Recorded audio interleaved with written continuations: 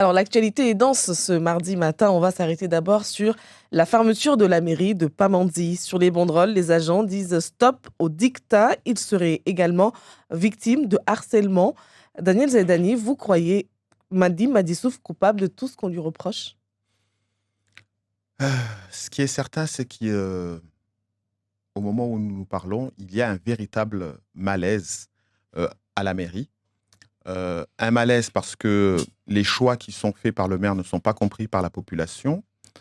Un malaise, un interne parce que, un mal-être s'est généralisé auprès du personnel et forcément, c'est sans surprise que j'apprends ce matin que des administrés ont fermé la mairie, peut-être pour, demander des comptes.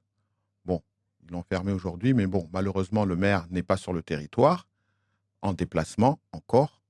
Mais, j'espère qu'une délégation de la mairie prendra le temps d'échanger avec, ces manifestants et éventuellement de répondre, à certaines de leurs interrogations. Donc, vous soutenez ces manifestants, donc vous les comprenez aujourd'hui? Vous savez, moi, je suis élu maintenant depuis, quelques années et mon territoire, mon canton, puisque je suis du département, a la même superficie que la commune. Donc nous avons les mêmes électeurs et donc j'échange avec mes électeurs, nous avons les mêmes électeurs, j'échange avec eux et je sais que véritablement l'avènement de l'équipe de Matsouf était attendu pour répondre, à des problèmes, que ce soit sur la sécurité, que ce soit sur l'environnement. Mais aujourd'hui, nous n'avons presque 3 ans après, nous n'avons pas vraiment de réponse, importante. Et je crois que ce qui, a fait déborder le vase très concrètement, c'est cette histoire de zone police, zone gendarmerie, une décision unilatérale qui a été prise par le maire d'indiquer directement au ministre de l'Intérieur que la commune de Pamandzi ne souhaitait pas forcément un changement particulier sur le territoire de la Petite Terre. Alors que dans le D'ailleurs, même est-ce que temps, ça change quelque chose? Effectivement, il a écrit Madi Madissouf a écrit ce courrier, mais est-ce que depuis vous avez eu un retour du gouvernement peut-être pour savoir si finalement, Pamandzi la Petite Terre restera, une zone gendarmerie ou sera un territoire plutôt, zone police? le statu quo fait que nous sommes en zone gendarmerie. La population, qu'on soit en zone gendarmerie ou zone police, ce n'est pas vraiment ça son problème. Ce qu'attend la population, c'est qu'il puisse avoir une couverture totale du territoire H24, que ce soit par la police municipale, que ce soit par la gendarmerie et pourquoi pas par les policiers nationaux. La réalité, c'est que aujourd'hui, lorsque vous voulez avoir une activité sportive comme le basket ou autre, vous ne pouvez plus jouer comme on le faisait auparavant à 19 heures. Les clubs de basket sont contraints par la préfecture d'organiser leurs matchs en journée. Pour preuve, le match Vautour Rapide Éclair qui a été reporté mercredi et qui se jouera aujourd'hui, la première demande de la préfecture, c'était qu'il puisse se jouer à 15 heures. Tout simplement parce que la préfecture également est consciente que la sécurité en Petite Terre n'est plus au rendez-vous. Finalement, il se jouera à 17h, 17h30. Est-ce que Mais ça veut dire voilà, que les gendarmes ne font pas assez, ne font pas correctement le travail, n'assurent pas assez la sécurité? ce que je dis, c'est que la couverture de la Petite Terre n'est pas totale. Nous devons, si soit les gendarmes modifient leurs pratiques, c'est-à-dire qu'ils arrêtent de fermer la gendarmerie à 18 heures et qu'ils déploient l'ensemble de leur personnel également le soir, mais pas seulement un service restreint. Et là-dessus, il n'y aurait pas de problème. La question de gendarmerie ou de police ne se poserait pas. Mais ce que nous savons, c'est que ceux qui sont amenés à travailler, y compris en nocturne, en zone urbaine, c'est bien les policiers municipaux, c'est bien les policiers nationaux. C'est pour cette raison qu'il y a eu cette volonté unanime des politiques de Petite Terre qu'ils puissent avoir cette couverture complémentaire à celle des gendarmes. C'est pour cette raison que nous avions été surpris d'apprendre que finalement, unilatéralement, le maire de Pamandzi en a décidé autrement. Mais encore une fois, Mais est-ce que c'est ça qui fera que ça ne se fera pas? Je n'en sais rien. Mais ce qui est certain, chacun fait son lobbying. Euh, très clairement, lorsque vous n'avez pas une unanimité politique, cela peut prêter préjudice à l'action. À quel moment vos chemins se sont séparés, vous et Madi Souf? On se souvient que vous faites partie de ceux qui ont porté la candidature du maire actuel. Et quand on vous entend parler, quand vous dites la population a besoin de la sécurité, la population, on a l'impression que vous êtes en campagne. Est-ce que vous convoitez le poste de maire de Pamandzi? Est-ce que vous souhaitez devenir le prochain maire de Pamandzi? Moi, ce qui m'anime au moment où je vous parle, j'habite à Pamandzi. En tant que conseiller départemental, j'ai mes obligations pour Pamandzi.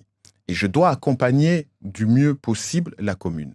Ces 3 dernières années, nous avons pu obtenir du conseil départemental des aides ou des cofinancements au projet de la commune de Pamandzi à hauteur de 7,8 millions d'euros. Ces aides, c'était notamment pour l'évacuation des eaux des pluies, que c'était pour la JP, que ce soit pour la réhabilitation du CCAS, donc, ou ce soit pour les routes, etc.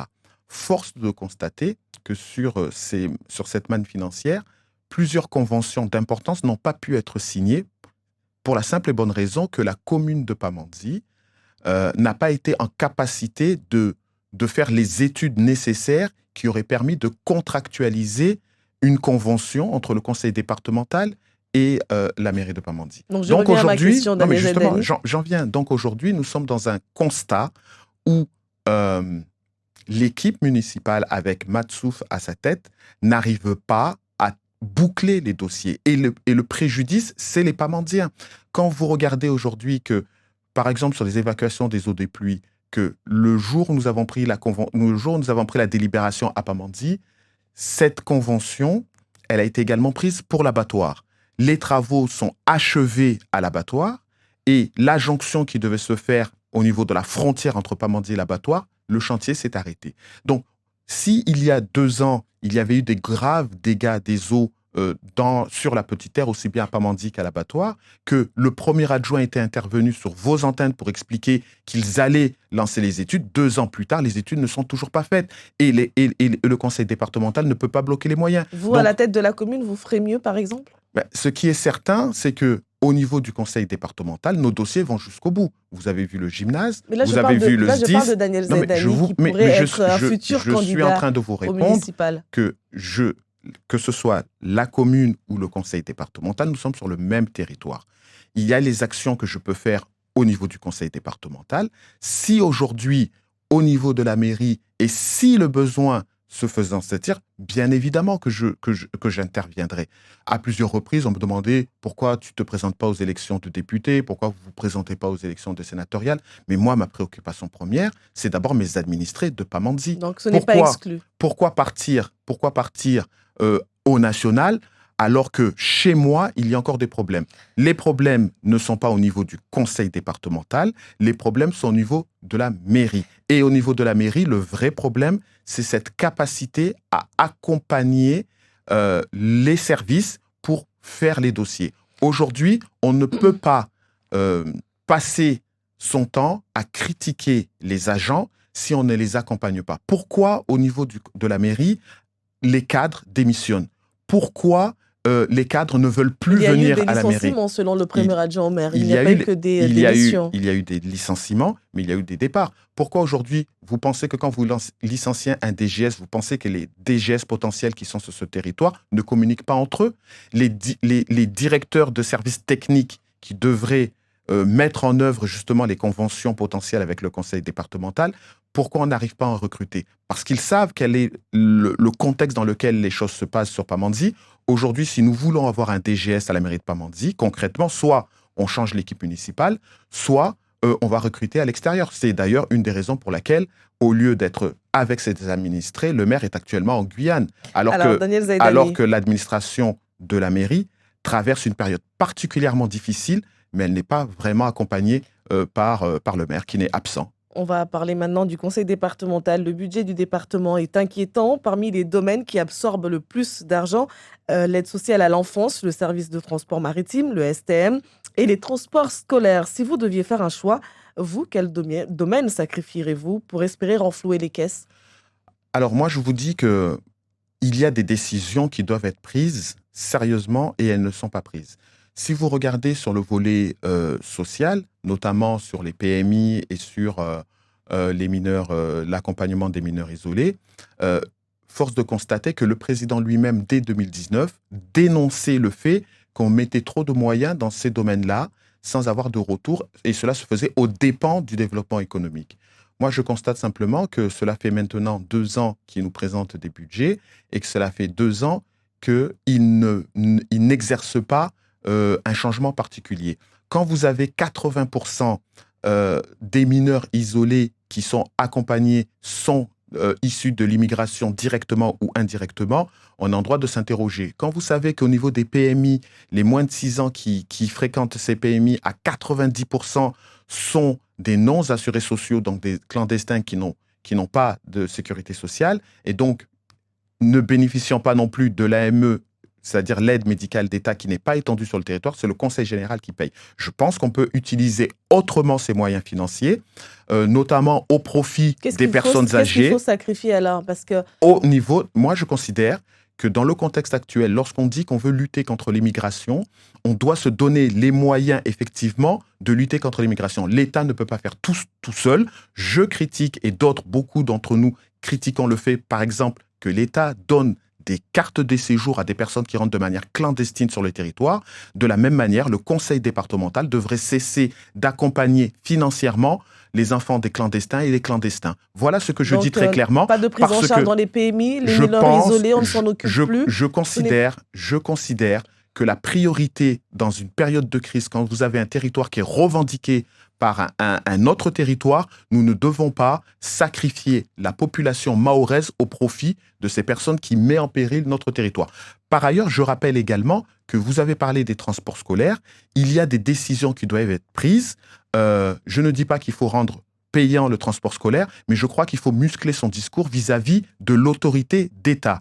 Ce qui fait qu'aujourd'hui, les chiffres explosent au niveau des transports scolaires, c'est tout simplement que l'État scolarise n'importe qui au collège et au lycée. Vous le savez pertinemment. Des enfants. Non, mais je suis très... Non. Sur le côté des enfants dont les parents sont Je suis très clair dans mes propos. Je considère que si l'État est incapable de donner les moyens pour tout le monde, la priorité est aux Mahorais. Mes propos sont très clairs. En parlant de l'État, la séance plénière a été assez musclée dans une assemblée bondée. Le conseiller départemental Abdoul Kamardine et vous vous êtes disputés, vous vous êtes reproché des choses. On sent une division, une désorganisation profonde.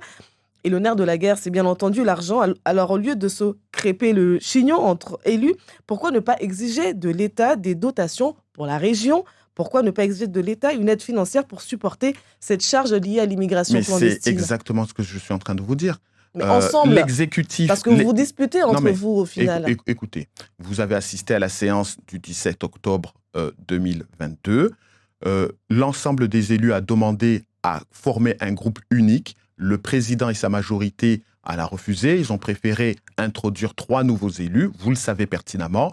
Donc, c'est bien la majorité actuelle qui a décidé de ne pas travailler avec les autres élus qui ne sont pas d'obédience LR. Je le dis très clairement, pour rentrer dans la majorité du conseil départemental, il faut voter Zaidou Tavandaï pour les sénatoriales. Ce n'est pas mon cas. Pour rentrer dans la majorité de Ben Issa, il fallait faire campagne pour Mansour Kamardine. Vous l'avez vu, cette campagne, comment elle s'est passée. C'est pas Mansour Kamardine qui faisait campagne pour Mansour Kamardine. C'était les conseillers départementaux de la majorité qui sont allés, y compris Sidi, y compris Souaïra, qui sont allés à Sada et à Chirongi. C'est ça la réalité. Nous avons une liberté de penser et nous la manifestons. Ce qui s'est passé tout simplement, ce qui s'est passé tout simplement dans l'hémicycle, nous les avons rappelé que le budget ne présentait aucun effort pour améliorer la situation. C'est un fait, les chiffres sont là.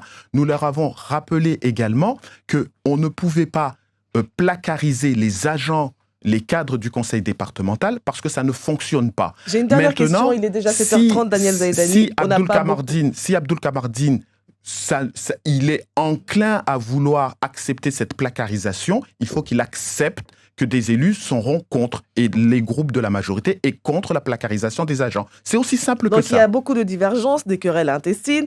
Les Mahorais mais pourtant en face, les Mahorais n'ont jamais autant souffert. Il y a l'inflation, il y a la pénurie d'eau. Est-ce que vous, les élus départementaux, subissez ces coupures d'eau ? Parce que depuis qu'il y a cette crise de l'eau, jamais on a entendu un élu du conseil départemental s'emparer du sujet. Est-ce que vous vivez sur le même territoire que tous les Mahorais? Il y a l'inflation, il y a les coupures d'eau, il y a beaucoup de plaies qui frappent les Mahorais actuellement. Mais au lieu de régler les problèmes, qu'a proposé la majorité? D'augmenter l'octroi de mer régional, c'est-à-dire en multipliant par 2 le taux d'octroi de mer régional. C'est ça la solution qui a été proposée, c'est ça que nous avons refusé. Et encore une fois, s'il y a bien des élus qui ne comprennent pas la population, c'est ceux qui dirigent et qui prennent des décisions à l'encontre de la population. C'est ce que nous avons dénoncé et c'est ce qui les a dérangés. Merci beaucoup, Daniel Zaidani. Et désolé, Frati Youssouf Saïd, on a clairement dépassé le temps qui nous était imparti.